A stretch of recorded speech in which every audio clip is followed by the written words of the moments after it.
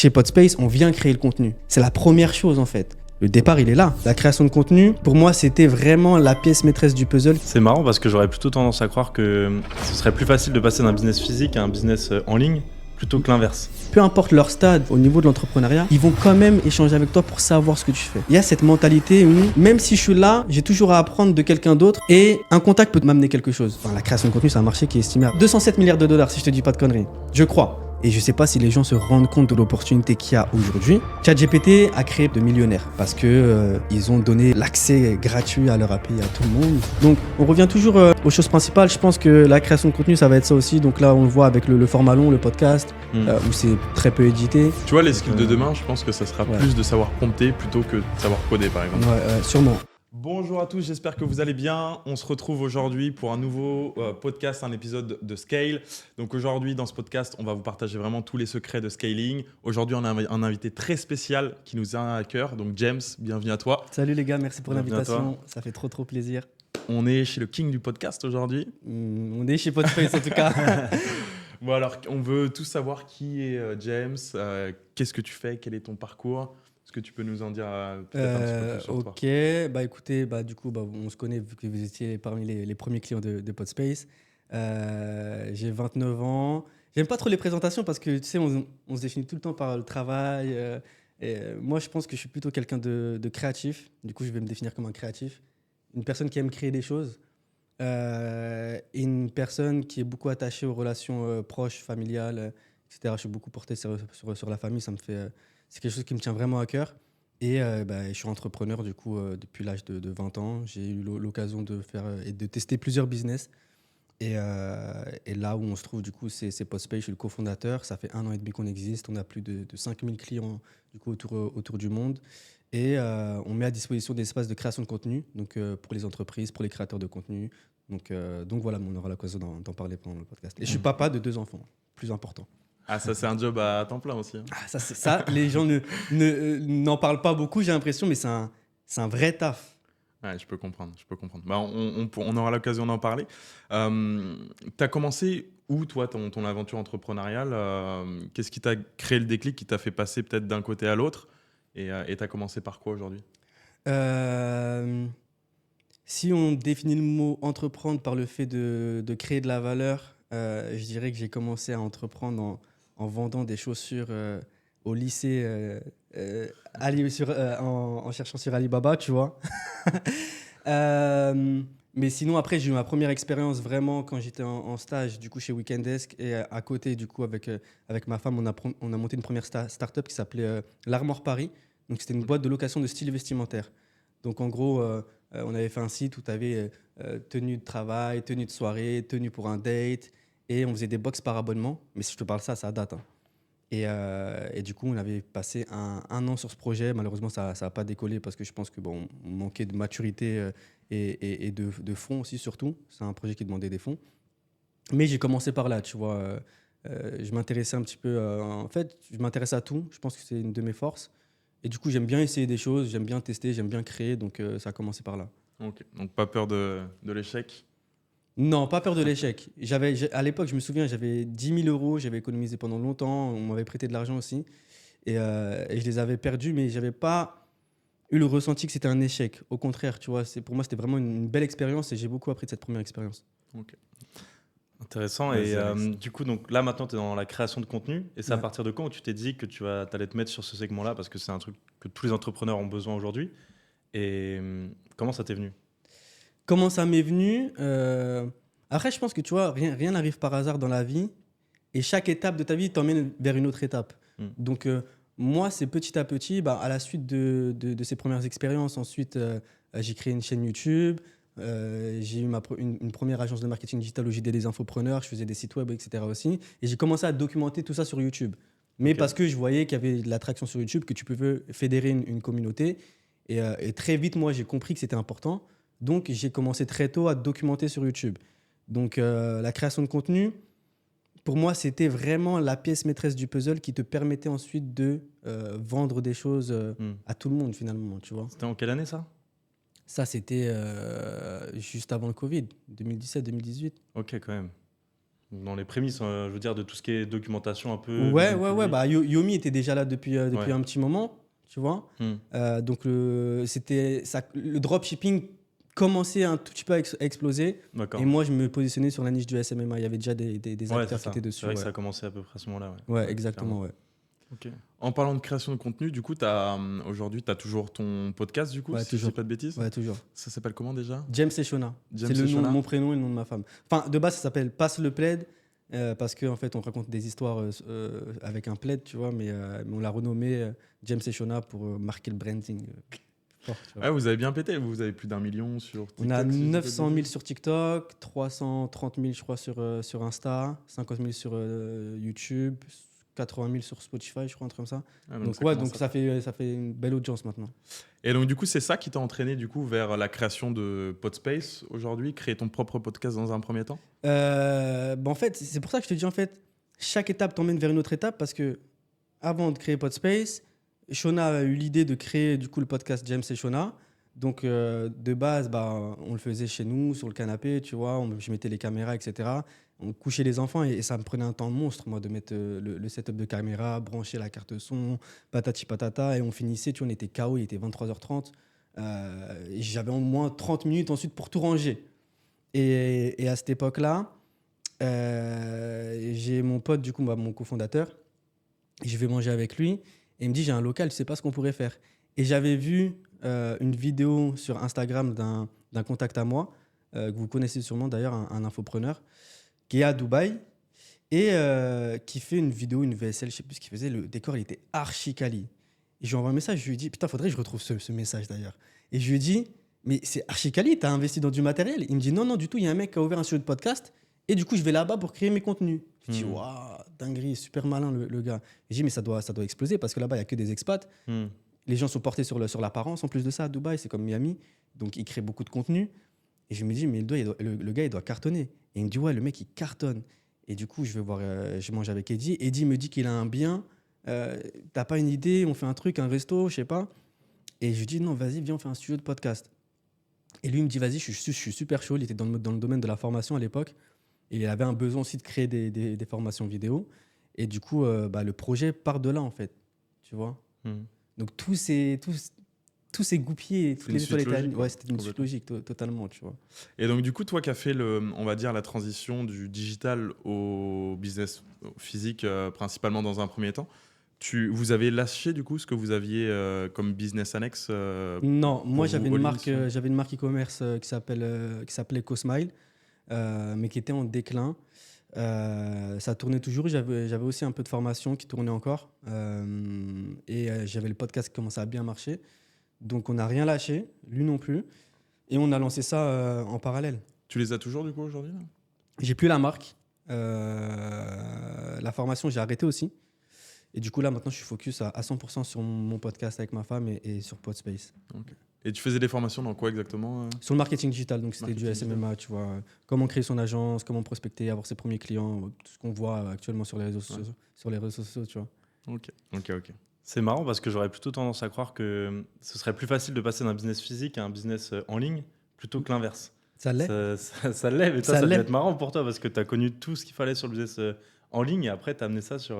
Ouais, non, mais ça l'est, t'as raison, c'est plus facile de passer du physique au digital, totalement, il n'y a même pas de débat sur ça. Mais je pense que quand même l'opportunité était... En fait, on a senti le truc, je pense que le time to market, il était excellent parce qu'il y avait un vrai besoin sur créer du contenu rapidement, simplement, et puis on l'a vu au fur et à mesure des mois parce qu'il y avait des créateurs de contenu au début, puis ensuite c'est devenu des entreprises qui sont venues de plus en plus. Mais pour en revenir à ta question... C'est plus facile. Après, bon, Podspace, c'est un business physique, mais c'est aussi du digital. Donc, on a un format agence où, quand même, ensuite, il y a une chef de projet qui est là, qui gère les projets. On fait du montage. Donc, on a un peu un mix du business physique qui pourrait être la restauration, typiquement, parce qu'on a un lieu physique, mais du digital qui pourrait être une agence, je sais pas moi, d'influenceurs ou une agence d'acquisition, parce qu'on est amené, du coup, à gérer des projets clients. D'audiovisuel, quoi, de contenu. Et aujourd'hui, tu vois clairement, si je prends l'exemple du marché américain, qu'il y a des agences de contenu qui explosent et qui sont focus uniquement sur le contenu. Et il y a plein de verticales qui sont possibles. Comment accompagner... hier, j'étais à la Paris Creators Week. Et j'ai parlé avec un gars qui m'a dit qu'il avait une agence de YouTube où il accompagne du coup les créateurs de contenu et les entreprises à optimiser leurs vues sur YouTube. Et ça cartonne. Hmm. Et il y a plein de verticales, tu vois, que tu peux, sur lesquelles tu peux te positionner. Contact, on sera preneur. Avec plaisir, ouais, je l'ai. Mais écoute, c'est intéressant, je vois plusieurs choses parce que du coup, nous, on aborde souvent des thématiques de scaling. Il y a un truc qui se rejoint par rapport à business en ligne et business physique, c'est la création et le management d'une team. Toi, c'est comment tu fais pour recruter des A-players pour faire en sorte que les gens avec toi ils soient limite meilleurs que toi? Déjà, de un, c'est pas évident. De deux, on apprend sur le tas. Moi, j'ai jamais eu l'occasion Quand j'avais mon agence ou quand j'avais ma formation, j'ai toujours été amené à travailler avec une équipe et à construire une équipe, mais ça n'a jamais dépassé 5 personnes. Ouais. Là, on est plus d'une vingtaine maintenant dans la boîte. Ah ouais. Et là, on ouvre du coup Station F plus Miami, on est en train de recruter. Et on ouvre une nouvelle salle en haut. Là, on va devoir recruter peut-être encore 4 ou 5 personnes supplémentaires. Donc, ça commence à faire. Et du coup, forcément, quand tu n'as pas l'habitude de faire ça de base, tu es obligé de te casser la gueule et de faire des mauvais choix, des mauvais recrutements, etc. Donc tu apprends sur le tas.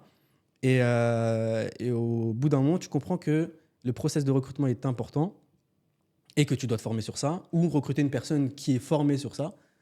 J'écoutais un podcast hier je crois que c'était le podcast du fondateur de Mime, qui disait qu'un des piliers de sa boîte, c'était son DRH. Tu vois. Et c'est trop important parce qu'aujourd'hui, Podspace, c'est Podspace, mais Podspace, c'est pas Eddie et moi. Podspace, c'est une vingtaine de personnes qui font qu'on a de la croissance. Donc, en fait, ta boîte repose aussi sur des humains et ta boîte repose sur des A-players.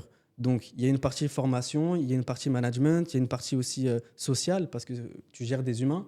Donc, c'est tout ça goupillé qui fait que ça rend le challenge pas évident. Et c'est pour ça qu'il y a plein de boîtes qui se cassent la gueule à cause de mauvais recrutements. J'ai vu un mec sur LinkedIn il n'y a pas longtemps, là, un post qui est passé, qui disait qu'il avait été obligé de liquider sa boîte parce qu'il avait recruté une directrice des finances qui avait plombé sa boîte. Ah ouais. Ça arrive. Ah, c'est dangereux. Hein. Tu vois. Et donc, du coup, toi, tu les sources comment? On va dire tes players, ta team aujourd'hui, comment tu l'as construit Pour moi, les vrais talents, ils sont sur Twitter. Sur Twitter? Ouais, pour moi, les cracks, genre, ils sont sur Twitter. Ils se baladent sur Twitter. Je te jure, c'est vrai. À chaque fois que j'ai eu des bonnes expériences sur des missions de montage, de graphisme, etc., c'était toujours des gens qui sont sortis de Twitter. Je te prends l'exemple du module de réservation qu'on a développé pour Podspace, qui est très bien fait. J'ai trouvé Thomas, qui est notre associé sur Spread maintenant, donc la plateforme qu'on est en train de build. Je l'ai trouvé sur Twitter, Thomas. Et c'est un A-player, clairement. Après, tu sais, maintenant, je vois un petit peu les comparaisons parce que je suis quand même un mec qui me balade un peu partout, donc Twitter, YouTube, LinkedIn, Indeed, frère, je suis partout. Et du coup, maintenant, quand on recrute, on poste des annonces partout et à chaque fois, tu vois la différence de profil quand tu recrutes des gens, enfin, quand tu fais des entretiens avec des personnes qui viennent de LinkedIn et des personnes qui viennent de Twitter ou des personnes qui viennent de ton réseau ou des personnes qui viennent d'Instagram. C'est en général des profils différents. Je trouve que Twitter, c'est vraiment des gens qui sont curieux et qui sont débrouillards. LinkedIn, c'est plus des profils... LinkedIn et Indeed, c'est plus des profils qui sont sortis d'école, plus dans le cadre pro, tu vois, et qui sont moins débrouillards pour le coup. Après, l'un n'empêche pas l'autre, bien évidemment, mais c'est ce que j'ai remarqué en tout cas. Ok. Et selon toi, l'une des plus grosses erreurs du coup que vous avez pu faire, par exemple, là au jour zéro jusqu'à maintenant? C'est ouvrir un café, frérot. Ouvrir un café? Ouais. C'est une galère à gérer. Ah ouais. Au-dessus là? Ouais. Vrai On l'a fermé, tu vois. Ah, il est Mais fermé. vous étiez venu au cas. Vous avez Bah oui, on est Bien venu sûr, à l'inauguration. Ah, il est fermé. On l'a fermé en juillet. Et du Ok. coup, on a refait des travaux pour faire des bureaux et un nouveau studio. Ok, ouais, d'accord. ce que tu Mais disais. c'est pas notre métier. C'est un business où les marges sont très faibles, qui prend énormément de temps, de focus et de gestion. Et c'était un mauvais move. Donc c'était la plus grosse erreur. Je pense qu'on a perdu beaucoup d'argent en ouvrant ce café. Mais encore une fois, aucun regret parce que c'est de l'apprentissage. Je sais que demain, je referai plus de restauration de ma vie. Ou je ferai de la restauration si jamais vraiment un jour je vais me faire un kiff, mais par pur plaisir, tu vois. Mais aujourd'hui, j'en ai pas l'envie. Ouais, bien sûr. Donc, c'est quoi un petit peu la roadmap là, du coup, pour l'année 2025, les prochaines années, du coup, avec Podspace et du coup, le SaaS également que La vous êtes en train roadmap, c'est déjà de structurer encore plus la boîte parce qu'on commence à être beaucoup. Donc, je pense qu'il faut qu'on améliore nos process internes, qu'on se structure mieux. C'est très important, la structuration dans une boîte. Premièrement. Deuxièmement, c'est de continuer à développer du coup plusieurs studios. Donc là, on ouvre Station F en début janvier. Il y a Miami qui vient d'ouvrir. Il y a Lille qu'on vient d'ouvrir en franchise. Il y a La Réunion qui ouvre en janvier en franchise. On vient de signer Lyon aussi. Donc continuer à développer, pourquoi pas avec des financements externes, donc avec une levée de fonds, qui nous permettrait du coup d'aller plus vite. Parce que là, depuis le début, on est en fonds propres. Mhm. Et déjà, en fonds propres, ce qu'on a fait là, c'est épuisant, tu vois. Ça coûte cher d'acheter des caméras. Au total, je crois on doit avoir près de, je sais pas, 80 000 euros de matériel maintenant dans l'ensemble des Ça va studios. vite, hein. Ça va trop vite. Là j'ai encore 30 000 euros à sortir pour équiper tous les nouveaux studios qu'on lance. Tu sais, au bout d'un moment, tu souffles et tu prends des risques parce que tu as une équipe à payer, tu as des loyers à payer aussi, c'est du physique. Donc voilà, les proprios, le 2, tu vois, ils t'envoient un message, là, les gars, vous n'avez pas toquer à la payé. porte, ouais. Et du coup, voir si ça serait intéressant de faire une levée de fonds pour accélérer sur les grandes villes, donc européennes et françaises. Ça peut être Genève, ça peut être, je sais pas moi, Cannes, Nice, Bordeaux, parce qu'on est convaincu qu'aujourd'hui, il y a un marché, on l'a prouvé. On est quand même full sur plus d'un mois, sur l'ensemble des studios. Donc c'est qu'il y a un marché et il est en évolution. Investir plus en marketing, investir plus dans l'humain aussi, avec des A-players, comme vous disiez juste avant. Mhm. Et surtout, 2025, c'est tout basculer sur de la tech. Donc, en gros, aujourd'hui, nous, on a vu que scaler un business comme ça, c'est possible. Et on peut prendre l'exemple de Starbucks qui ont scalé un business physique par de l'IMO et par de la franchise. Mais ça prend du temps. Ouais, parce que tu es obligé de dupliquer les. Tu peux pas pousser les murs. Donc pour scaler un business physique, il faut que tu dupliques les points Ça de vente, prend quoi. du temps. Et déjà, en un an et demi, tout ce qu'on a fait, je trouve que c'est ouf avec du recul. Mais est-ce qu'on est prêt sur les 3-4 prochaines années à mettre autant de focus et d'énergie dans ça? Parce que ça nous a pris beaucoup d'énergie. Oui, on peut être prêt à le faire, mais est-ce qu'on peut aller plus vite, faire plus d'argent, plus de croissance dans le même univers, donc dans le même marché qui est la création de contenu, en misant sur autre chose, tout en continuant Podspace, bien évidemment? Ouais, on pense qu'on peut le faire. Et comment? Avec de la tech. Et du coup, le projet, c'est de... Bon, on a fini l'app. En vrai, on va la réaliser début janvier. On est parti à Station F, à San Francisco, pardon, en avril 2024 pour lever des fonds sur Podspace pour ouvrir les États-Unis. Au final, on n'a pas réussi à lever de fonds, mais on a quand même ouvert les États-Unis. Et on a eu une conversation très intéressante avec un VC qui avait investi dans Lyft et dans Patreon. Donc on lui a pitché la boîte, etc. Et le mec, il a une quarantaine d'années, il captait très très vite, il était avec son tableau blanc, c'était un film le truc, tu vois. Il écrivait tout. Et à la fin, donc le rendez-vous se passe, bon, on ne lève pas forcément, et il nous dit, les gars, si ça marche, pourquoi vous vous cassez la tête? Cassez tout en Europe et revendez votre boîte. Mais c'est pas scalable comme de la tech, quoi. Et on est rentré en France, on a dit, faut qu'on fasse de la tech. Faut qu'on fasse de la tech, faut qu'on trouve un moyen pour faire de la tech. Et du coup, Thomas, qui est le CTO de Podspace, et du coup notre associé sur Spread, on a eu une grosse discussion avec lui. Et Eddie, lui, était convaincu qu'on pouvait réussir à pénétrer le marché comme on le fait actuellement avec Podspace, mais avec un software. Et on voit aujourd'hui plein de studios de création de contenu pop à droite à gauche. Forcément, on ne peut pas prendre tout le marché, nous, en tant que Podspace. C'est évident. Et on s'est dit, pourquoi pas en fait tout centraliser sur une plateforme, mettre les meilleurs studios de création de contenu, mettre en relation les créateurs de contenu et les studios de création de contenu, prendre un cut sur chaque réservation, forcément, faire un espace partagé entre créateurs et studios de podcast, parce qu'aujourd'hui, il n'y a pas une plateforme qui te permet de centraliser tout ton contenu, et ensuite d'utiliser des features d'IA pour diffuser ton contenu où tu veux, tu vois. Donc, que ça soit en short content, en longue forme, faire des posts écrits sur LinkedIn, etc. Aujourd'hui, avec de l'IA, tu peux faire beaucoup de choses. Il suffit de te connecter à des API pour aller très, très vite. Et moi, en tant que créateur de contenu, bah, je suis cofondateur de Podspace, j'ai le podcast avec ma femme James et Shona, mais je viens tourner ici et ensuite j'utilise au moins 4 ou 5 logiciels, tu vois, pour arriver à une version finale de mon contenu que je vais diffuser bon, j'abuse peut-être 4 ou 5, j'abuse. Mais genre, j'utilise Premiere Pro, Submagic, des fois Caption, Metricool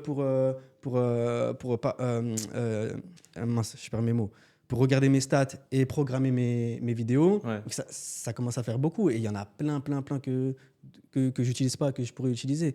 Il n'y a aucune plateforme, plateforme qui centralise. Ok. Et la force de Spread, c'est qu'au final, on va être les détenteurs premiers du contenu. Aujourd'hui, ici, chez Podspace, on vient créer le contenu.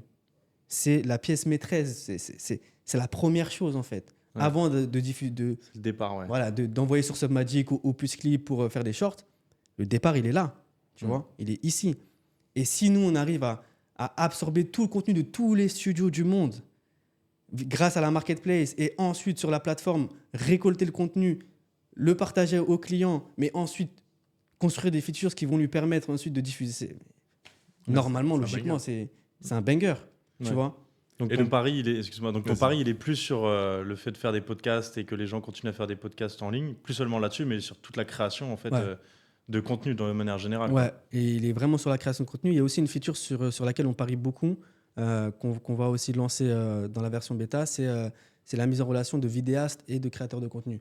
Donc, parce qu'en fait, nous, chez Podspace, on a quand même pas mal de demandes de j'aimerais bien avoir mon podcast, mais moi, je veux mon propre décor, je veux que vous veniez dans mes bureaux. Genre là, on a fait le podcast de Engie dans leur tour là, à la Défense, mais on a déplacé tout le matériel pour aller là-bas. Pareil, là ce matin, regardez, on était en train de replacer le matériel parce que hier, on était à la Paris Creators Week et on a mis en place un décor éphémère là-bas. Il y a un mec qui est venu sur le stand qui a dit à Jérémy, j'aimerais bien, moi j'ai un event, j'aimerais bien aussi faire un petit stand de podcast. Et on s'est dit, mais en vrai, si on met... Parce que là, ce qu'on fait, c'est de la mise en relation et ensuite, on va build des features d'IA pour les créateurs.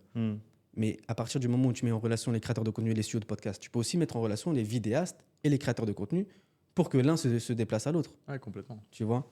Donc cette feature aussi sur laquelle on parie beaucoup, mais voilà, le but global de Spread, c'est vraiment de mettre un coup dans la création de contenu et impacter à notre échelle. Donc ça n'existe pas aujourd'hui. Il n'y a aucun concurrent du coup qui... Il n'y a aucun qui concurrent. fait ça. Personne. Déjà, il n'y a pas de marketplace de studio de podcast. Même la marketplace, il n'y en a pas encore. Il n'y en a pas. Même aux States. Il y en a une, elle est claquée.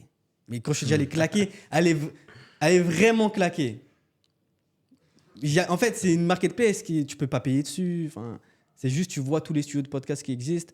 Et ce n'est pas que des podcasts vidéo. Nous, on mise que sur la vidéo. Si tu as un studio de podcast audio, tu n'as pas ton intérêt sur la plateforme. Ok, je vois. Intéressant. Donc, moi, j'ai une question pour toi. C'est du coup, tu as entrepris en France et également aux États-Unis. Là, tu as ton podcast, ton studio à Miami. C'est quoi la différence que tu as vue sur les deux marchés qui t'a frappé principalement ? On entend souvent parler des mentalités. Est-ce que toi, tu l'as ressenti ou est-ce qu'il y a d'autres choses que tu as vues Moi, quand je vais aux États-Unis et que je reviens en France, je suis frustré. Je me dis, putain, mais je suis né dans le mauvais pays en fait. J'aurais dû naître aux USA, tu vois.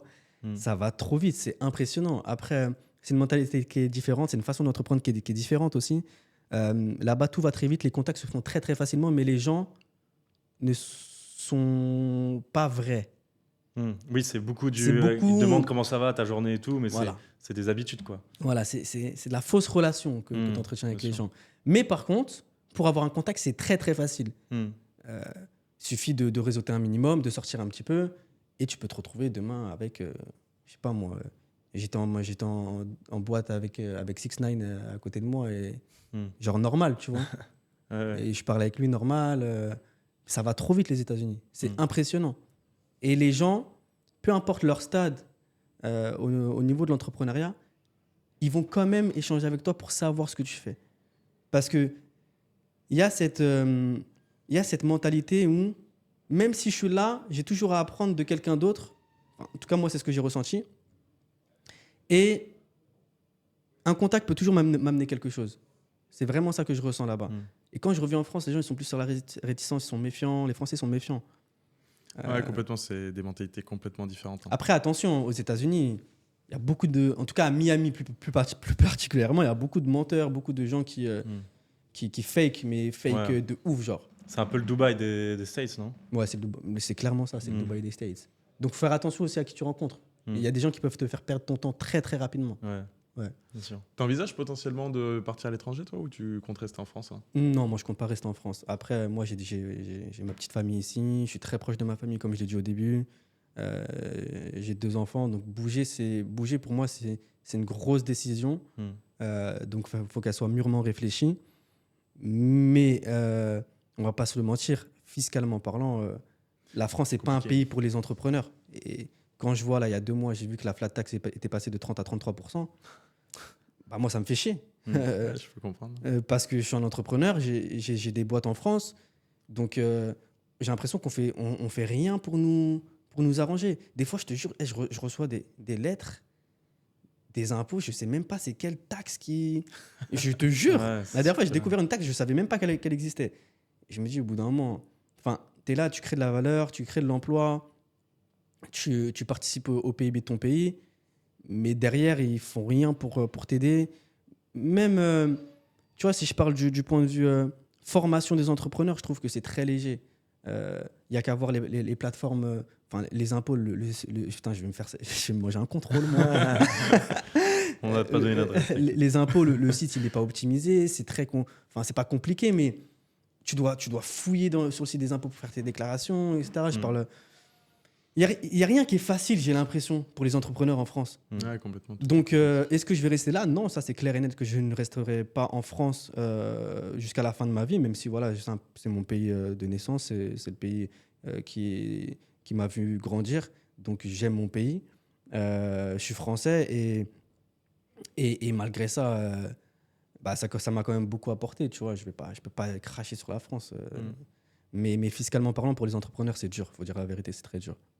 Ah, je pense qu'on est tous d'accord là-dessus, de toute façon. Et du coup, tu as des idées en tête? Je sais que c'est pas un truc où tu as une certitude, mais. Bah déjà, je pense pas partir loin de la France non plus, parce que j'ai ma famille qui est ici, j'ai mes amis aussi qui sont ici. Moi, ce qui me fait kiffer, c'est aller au five avec mes potes.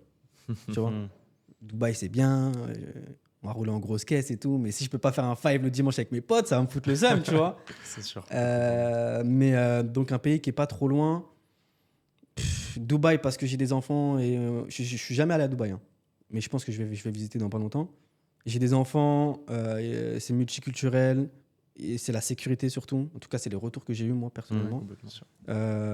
Vous êtes déjà y allés les gars, donc vous pourrez me faire un retour plus approfondi. C'est pas si loin que ça de la France. L'Espagne aussi, pourquoi pas, parce que pour la qualité de vie. Ouais, il y a pas mal de gens que je vois aller en Espagne. L'Espagne, pourquoi pas. Franchement, l'Espagne, tu vois, on a le studio à Barcelone, j'y vais de temps en temps et je kiffe Barcelone. La qualité de vie, elle est géniale, les gens sont sympas, ils sont souriants. J'aime bien l'espagnol en plus. Donc pourquoi pas l'Espagne. Et sinon, les États-Unis, mais les États-Unis, c'est un pays dur, il faut avoir les reins solides. Et tu vois, je parle de la sécurité. Est-ce que c'est le pays le plus safe? Je suis pas sûr. Mais c'est un pays qui peut t'apporter beaucoup si tu as le mindset hustle, tu vois. Et puis surtout avec le nouveau gouvernement là. Ouais, en du coup, plus. avec Trump, tout ce qui est Trump qui vient d'arriver au pouvoir. Ouais. Donc why not? On verra. Quand j'étais à Miami, j'ai beaucoup discuté du coup avec des entrepreneurs de là-bas. On peut penser que Miami, c'est une ville, c'est la ville de la fête là-bas, mais il y a des coins de Miami, un peu à 30 minutes de Miami, qui sont plus voilà, dans un cadre familial. Je pense à Fort Lauderdale, à chaque fois j'ai du mal à le dire, qui est à 45 minutes de Miami, je crois. C'est sympa, c'est familial, donc pourquoi pas, ouais. Mais Miami, c'est cher, faut avoir les reins solides encore. Ouais, c'est ça, hein, les States. Faut assurer. Hein. C'est pareil, moi, il y a un truc sur lequel je voulais revenir. Vous avez rapidement ouvert des studios à l'étranger, etc.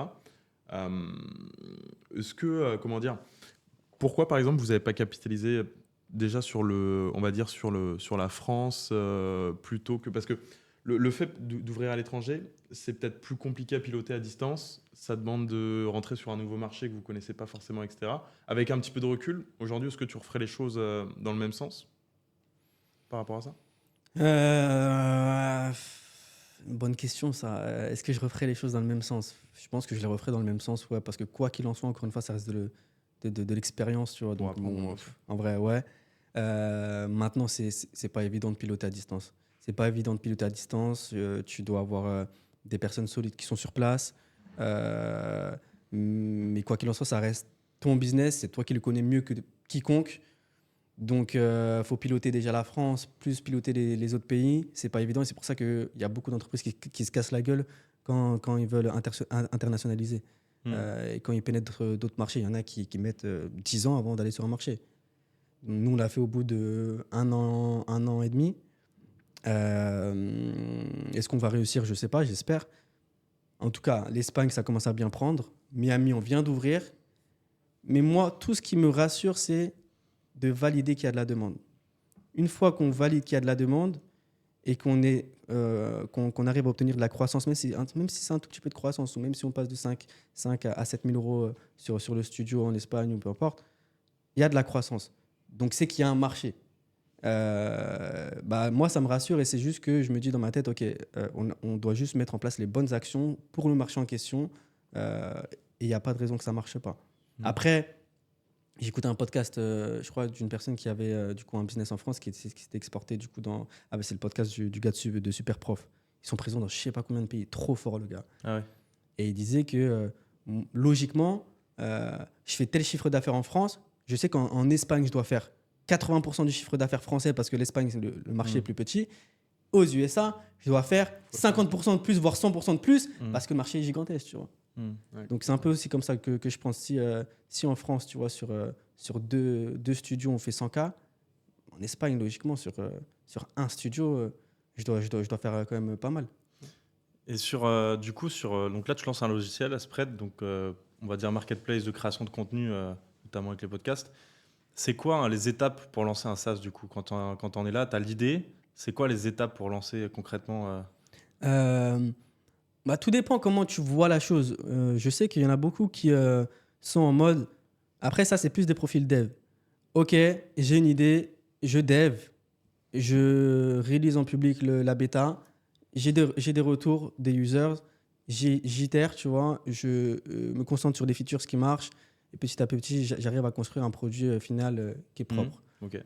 Après, tu as la solution B qui est OK, j'ai pas de dev, j'ai une bête d'idée, je crois en mon projet, je vais lever des fonds. Et ensuite, tu as la solution 3 où tu vas t'associer du coup avec des personnes qui ont des cerveaux différents, donc un dev, un créa et un market ou un sales, peu importe, pour construire le produit ensemble. Et nous, c'est ce qu'on fait. Donc, on est 3 associés. Il y a Thomas qui est le CTO. Il y a Eddie qui s'occupe plus de la partie développement de la marque à l'international, du projet, aller parler avec des VC, etc. Il est très bon dans la communication. Et il y a moi sur la partie marketing et communication qui va essayer de mettre en place des stratégies de lancement pour réaliser le produit, tout simplement. Ok. Donc, il n'y a pas... chacun fait à sa sauce, je pense. Donc, vous aviez une idée déjà, vous avez vu un petit peu ce qui manquait sur le marché. Qu'est-ce que vous pouviez associer comme outil? Et ensuite, on n'a pas vraiment vu... Enfin, si, on a vu ce qui manquait sur le marché, mais en fait, ce produit, ça vient vraiment de la problématique de Podspace aujourd'hui. Nous, on a une grosse problématique sur la gestion de fichiers. Tu vois, on utilise Dropbox, on utilise... c'est des fichiers qui sont... Tu vois, là, il y a 3 caméras. Bah, bien sûr. C'est volumineux. 3 caméras, c'est volumineux. C'est des podcasts d'1 heure. Un fichier, ça fait 7 ou 8 gigas. Nous, on envoie au client en 48 heures. Donc, on doit avoir un process qui est bien ficelé, sachant qu'on fait une vingtaine de tournages par jour sur l'ensemble des studios. Donc, nous, on absorbe un volume monstrueux qu'on doit ensuite délivrer. Mais si on n'a pas des process solides, on est mort. Et toutes ces problématiques-là peuvent être résolues avec de la tech. Donc, c'est ce qu'on a essayé de réfléchir, tu vois. Et aussi avec l'aspect créateur de contenu, parce qu'on est convaincu que la création de contenu, c'est un marché qui est estimé à 27 milliards de dollars, si je ne vous dis pas de bêtises d'ici. Non. Putain, merde, j'ai plus les chiffres. On va mettre un fact-checking qui va apparaître. L'étude, c'est Goldman Sachs qui l'a fait, donc tu pourras regarder sur Google. Je crois que c'est un truc comme ça. En tout cas, c'est en 2027, milliards de dollars. 200 milliards de dollars, 207 milliards de dollars, si je te dis pas de conneries. Je crois. En 2027. Écoute, on va vérifier ça. Ça m'étonnerait pas, ouais. D'ailleurs...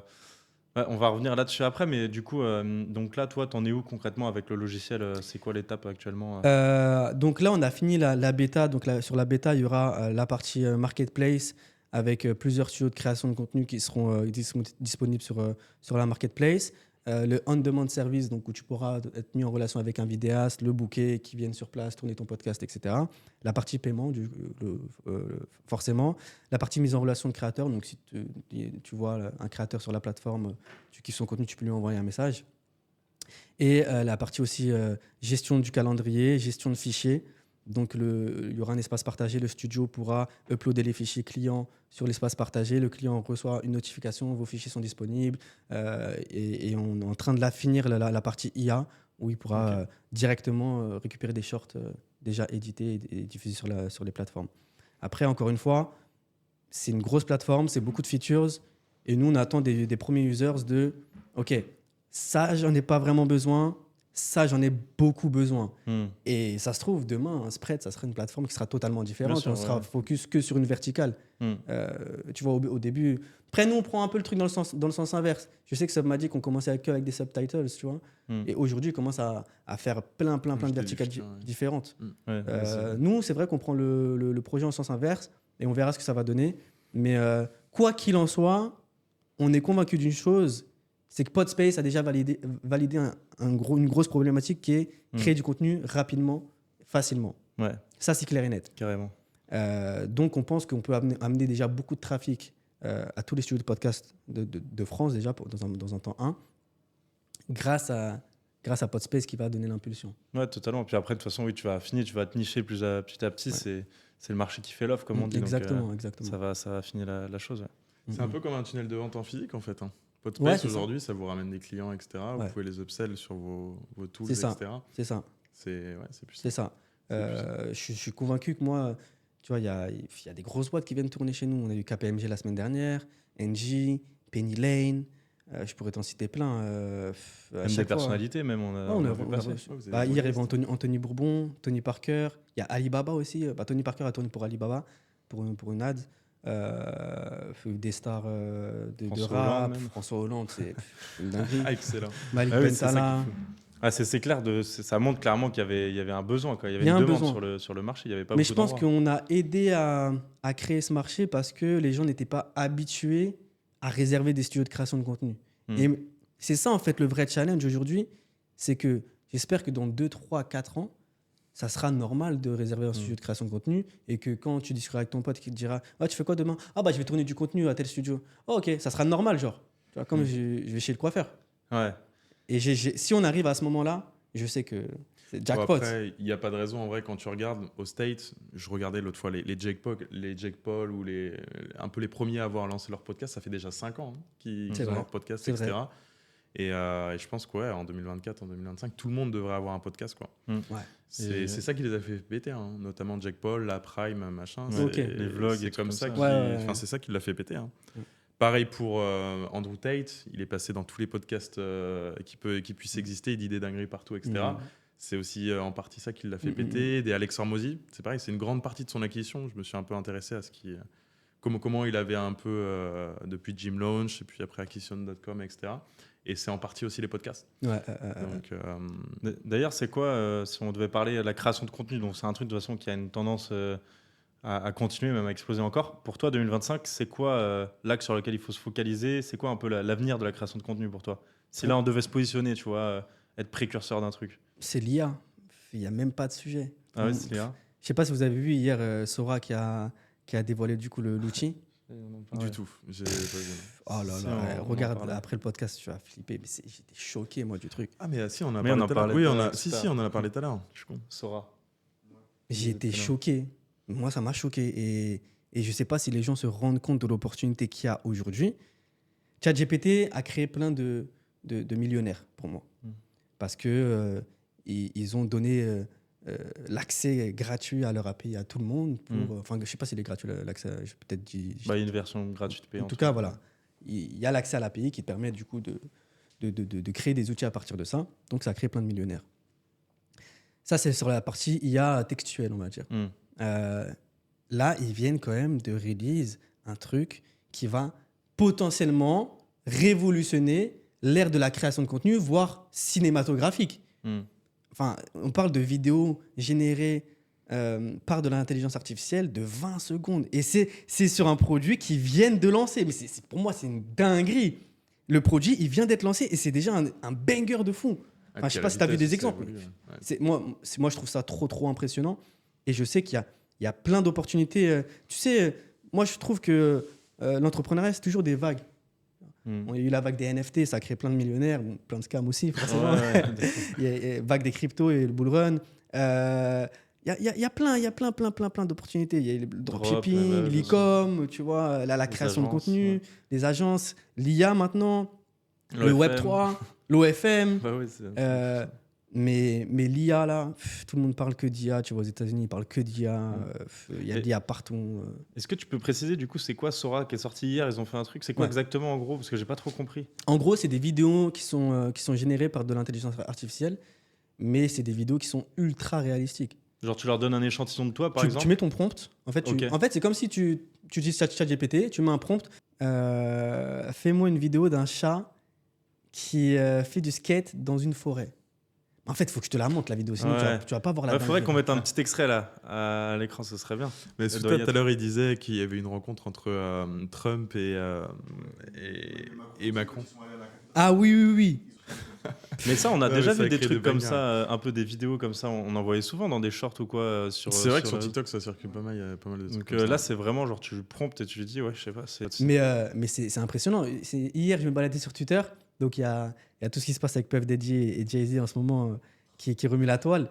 Et 50 Cent a publié une vidéo sur son Instagram, où je vous invite à regarder, où tu vois Puff Daddy et Jay-Z, c'est une photo de base. Et du coup, bon, c'est pas lui qui l'a fait, je pense, mais il y a quelqu'un qui l'a animé avec de l'IA. Et on voit la police qui vient, qui les attrape, qui les emmène en prison. Je l'ai vu tout à l'heure, la vidéo. Exact. Je crois que ça a été généré avec Sora, si je dis pas de bêtises. Hein. Parce qu'avec Sora, en fait, tu peux modifier des images fixes et ensuite créer un storyboard qui va te faire une vidéo. De la suite, par exemple, ou truc comme ça. Mais ça, c'est une dinguerie. Tu peux animer des mèmes et tout. C'est un truc de fou. Mais tu vois, ça amène des choses forcément qui vont dévier négativement. Ah, c'est ça, parce que du coup, après, faire la différence, c'est compliqué. Donc pour toi, en gros, il faudrait que les gens se mettent à fond à l'IA. Bon, ça, c'est logique. Mais comment, justement, tu fais la différence entre... Parce que tout le monde va pouvoir créer du contenu à partir d'un prompt. Du coup, c'est quoi la différence, selon toi, hein, si tu as une idée, bien sûr, pour tirer son épingle du jeu parmi ça, tu vois, parce que tout le monde peut créer le même contenu. Est-ce que c'est pas un peu revenir à des trucs, justement, en mode facecam, le truc pas trop édité, le truc vraiment brut? Tu le vois avec... Sam Sulek, qui s'appelle le gars qui fait le mec qui fait de la muscu et qui parle juste devant sa caméra et qui fait des vues stratosphériques. Il y avait une américaine aussi qui faisait ça dans sa voiture TikTok, sur TikTok, juste à parler sur TikTok pendant 1 heure et elle faisait des vues de fou. Et carrément, à un moment, TikTok lui avait coupé la monétisation, tu vois. Je te jure, c'est vrai. Ah ouais.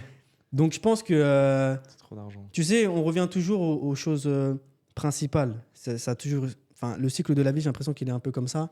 Qu'à prendre la mode, par exemple. Aujourd'hui, on revient un petit peu, même si c'est... Oui, il y a les trends. Voilà. Et elles reviennent, elles sont recyclées. Le style old fashion. Des fois, maintenant, tu sais, la mode des années 80 revient au goût du jour. Donc, on revient toujours aux choses principales. Je pense que la création de contenu, ça va être ça aussi. Donc là, on le voit avec le format long, le podcast, où c'est très peu édité et c'est juste du talk. On le voit avec les vlogs aujourd'hui qui sont de plus en plus mis en avant par YouTube. Et c'est des vlogs très simples. Donc je pense que oui, mais après, va falloir s'adapter aux tendances et c'est comme ça que je vois la chose. L'IA, faudra miser dessus. Je pense qu'il va y avoir des nouvelles choses dans les prochains mois.